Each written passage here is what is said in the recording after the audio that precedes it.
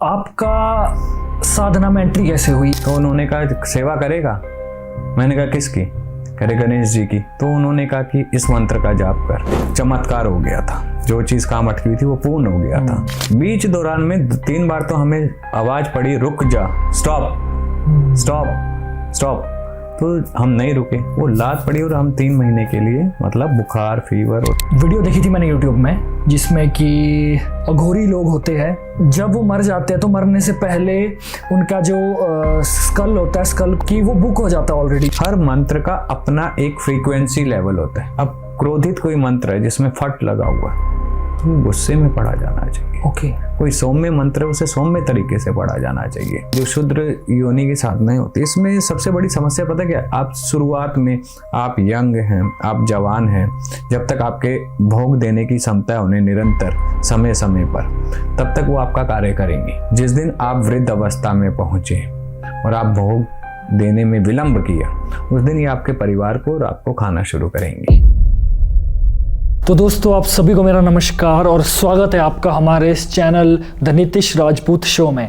ये channel special उन लोगों के लिए है जो हमारी लंबे लंबे वीडियोस नहीं देख पाते हैं, 1-1, 2-2 घंटे के।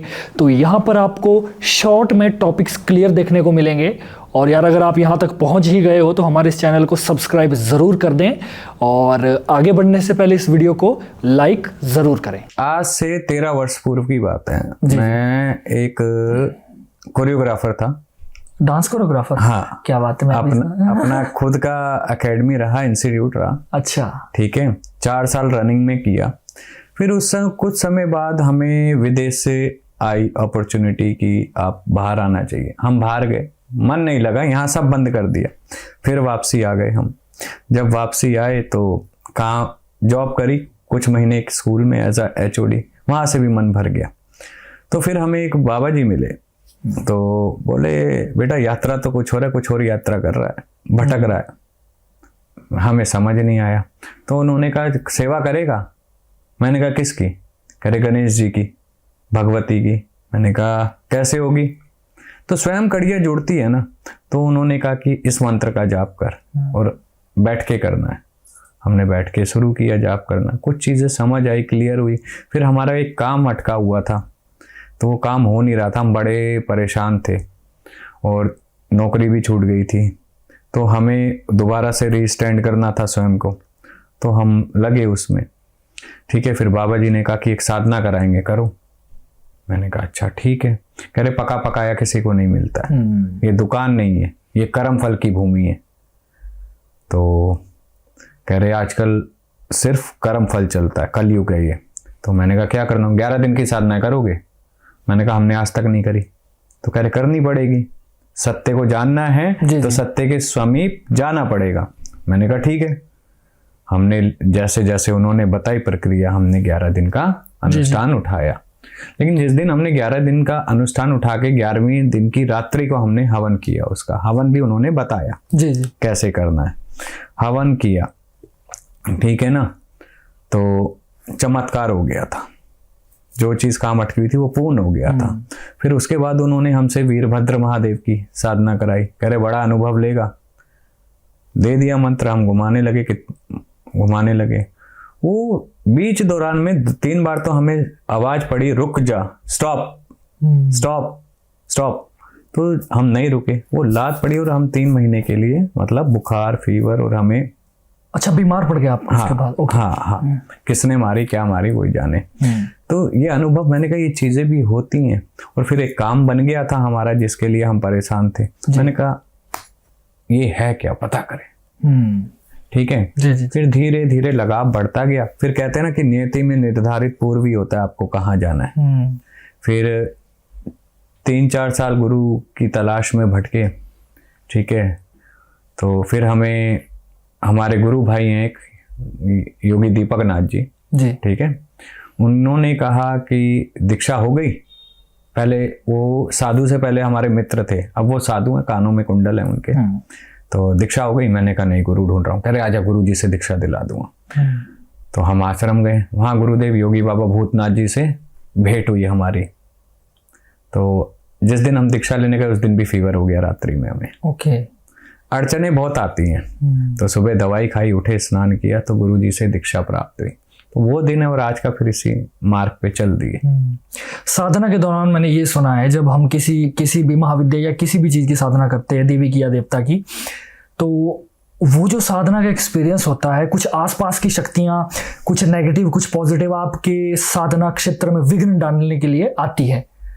तो कुछ ऐसा एक्सपीरियंस आपके साथ, कोई एंटिटी ने आपकी साधना को भंग करने की कोशिश की हो? मैंने बताया ना कि हमारी वीरभद्र की साधना अधूरी रह गई थी, क्योंकि शुरू में ही हमने 5000 वोल्ट का ट्रांसफार्मर पकड़ने की कोशिश करी और जो हम 500 नहीं झेल सकते थे। जी। स्वयं की गलती है, हम ये नहीं कहेंगे कि, क्योंकि देखिए हर एक चीज का ना एक नियम होता है, एक पद्धति होती है साधनाओं की। तो सबसे पहले आप गुरु धारण करिए, गुरु का अनुष्ठान होता है ना, गुरु मंत्र का अनुष्ठान होता है।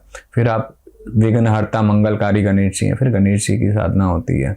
फिर उसके बाद आपके कुल की गृहस्थी है तो आपके ईष्ट की, ऐसे करके लाइन वाइज चलता है। एक प्रॉपर प्रोसेस है। आजकल नए नए साधक भी भैरव की साधना करते हैं, बाबा की, महाकाली की करते हैं। पहले ये देखो हमारी क्षमता कितनी है झेलने की उस पावर को। बात को समझ रहे हो? अब आपके यहाँ ये बिजली का पावर का प्लग तो है नहीं, इसमें आप लगा दो कोई पावर की चीज, ब्लास्ट कर जाएगा। वही शरीर है, ऊर्जा का केंद्र है। एक वीडियो देखी थी मैंने YouTube में, जिसमें कि ये बताया जा रहा था कि जैसे अघोर के नाम पर अघोरी लोग होते हैं, तो जब वो मर जाते हैं तो मरने से पहले उनका जो स्कल होता है, स्कल को हम अध्यात्म भाषा में खोपड़ी, मुंड कह सकते हैं ना, कि वो बुक हो जाता है ऑलरेडी। जैसे मान लो हम दो अघोरी है और मित्र है, तो हम दो एक दूसरे का मुंड पहले से ही बुक कर लेंगे कि आपका मुंड मैं, मेरा मुंड आप ले लो। तो ये वीडियो बहुत ज्यादा वायरल हुई थी इंस्टाग्राम पर, कि इसमें कितनी सत्यता है इसमें? देखो, किसी साधु सन्यासी का, ठीक है, समाधि लगना, ठीक है, इसका मतलब है उसका शिवलोक गमन करना। बात को समझना। जी। ठीक है। और शिवलोक किसे प्राप्त होता है? शिवलोक उसे प्राप्त होता है जिसने तप किया, ठीक है, ज्ञान दिया, लोगों को सत्य का मार्ग दिया, सत्य दिखाया, ठीक है। जी। और वो मुंड कभी ऐसे बुक नहीं होते, ये एक मिथ है, ठीक है। जब समाधि लगती, कोई साधु सन्यासी की मृत्यु होती है, शिवलोक को गमन करता है, तो उसे पहले गांव में, अगर ग्रामीण क्षेत्र में, तो गांव में घुमाया जाता है। फिर उनके लिए जमीन में गड्ढा खोदा जाता है 5-5 फीट के आसपास, ठीक है। फिर चीनी डाली जाती है, शक्कर, फिर समाधि को लगाया जाता है। 1 साल तक वो कच्ची समाधि रहती है, 1 साल के बाद उसे पक्का किया जाता है। जी। अब अगर हमारा कोई शिष्य है, हम सन्यासी हुए, हमने समाधि ली, तो हमारा शिष्य क्या किसी को हाथ लगाने देगा समाधि पे? और समाधि किस लिए होती है? मोक्ष तक पहुंचने के लिए होती है, शिवलोक तक जाने के लिए होती है ना। जिसका जो इष्ट है वो वहां तक पहुंचने के लिए समाधि लेता है। कई ऐसे भी सिद्ध महापुरुष रहे हैं जिन्होंने जिंदा समाधि ली है ना। तो ये मिथ है। ये तो मतलब ऐसी खोपड़ी, ऐसी बुकिंग है, वो तो फिर पूरा ऑनलाइन सिस्टम हो गया। ये जोमेटो थोड़ी है। जोमेटो थोड़ी है, आपने ऑर्डर किया और आ गया। ठीक है। अगर किसी का स्कल आपके पास आ जाता है तो उसकी यात्रा भी वहीं गमन हो जाती है, रुक जाती है बेसिकली, है ना। वो यात्रा पूर्ण हिस्सा नहीं होता है, तो कोई क्यों रुकवाना चाहेगा? हाँ, क्योंकि मैंने ये सुना है कि जैसे मान लो किसी की स्कल ले लिया, मुंड हमने अपने पास रख दिया, तो उसकी रूह को भी तो कैद कर लिया साथ में, है ना। ये तो हो सकता है ना ये बात। अब आप एक चीज देखिए, आजकल वशीकरण बहुत चलता है। हाँ, वस्त्र और बालों से ही चलता है ना। आपने तो कर लिया ना बस में, ये ऊर्जा का खेल होता है, तत्व का खेल है। लेकिन गलत करना क्यों किसी के साथ? मेरा तो ये मानना है ना।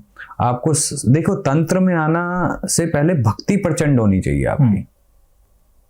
सबसे बड़ी समस्या ये है, सबको सिद्धियां चाहिए। ठीक है। लोग कहते हैं 1.25 लाख मंत्र जाप करो, मंत्र सिद्ध हो जाता है। मंत्र सिद्ध के लिए भी आपने कुछ बात कही थी, तो इसमें मेरा एक ये सवाल है कि हर जगह कई बार मंत्र लिखे होते हैं, तो सिद्ध मंत्र और जो नॉर्मल लिखे हुए मंत्र, उनमें क्या फर्क है?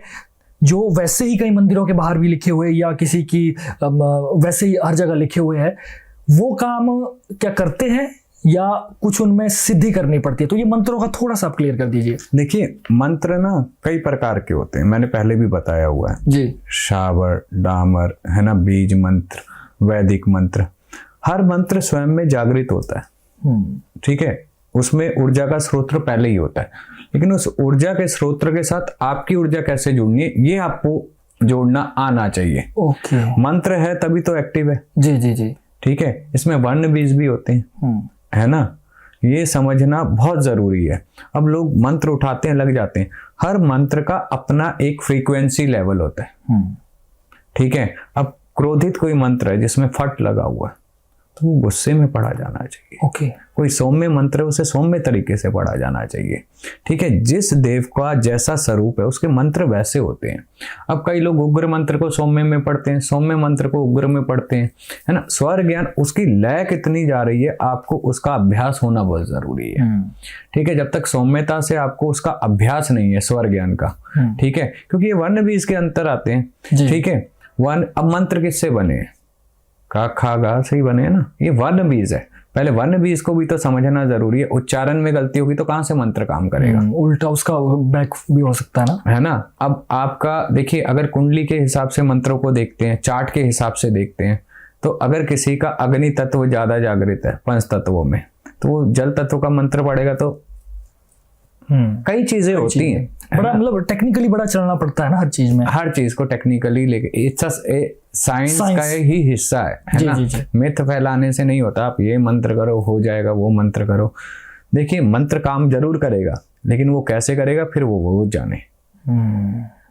फिर उसका चयन करने वाला और उसे जपने वाला, वो उसकी नीति निर्धारित करेगी, है ना। इसमें कई, अब आधे से ज्यादा लोग क्या करते हैं कि जल्दी सिद्धियों के चक्कर में शुद्र साधनाओं को पकड़ लेते हैं।